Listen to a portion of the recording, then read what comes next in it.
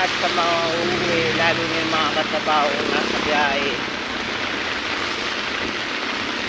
Lakas ng ulan. Keep safe everyone, yung mga nagtatrabaho dyan.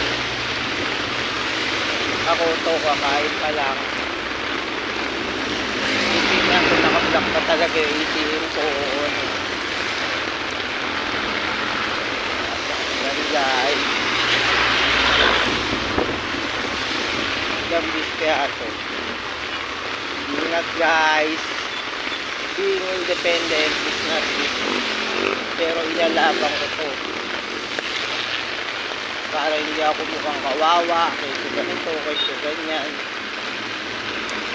Kahit pinante lang ako ngayon, proud ako. Nagawang meron ako. Mareklamo ako kasi alam ko yung sipag ko.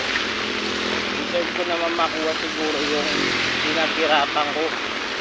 Uyat, gutom, lakad pa uwi. Tagalimbawang yung tipong may pera ka naman pero siyempre inaabot ka ng madaling araw. Being professional, pag babiyahe ka, uwi ka talaga ng alanganin.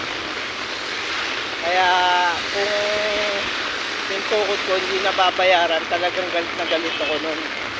Kasi hindi biro yung maano ka matukod ka 24 hours, di ba?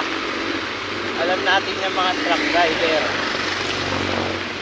Yun.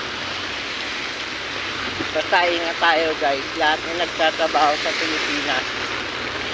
Dumaraan sa ganitong klima ng panahon. Ingat guys.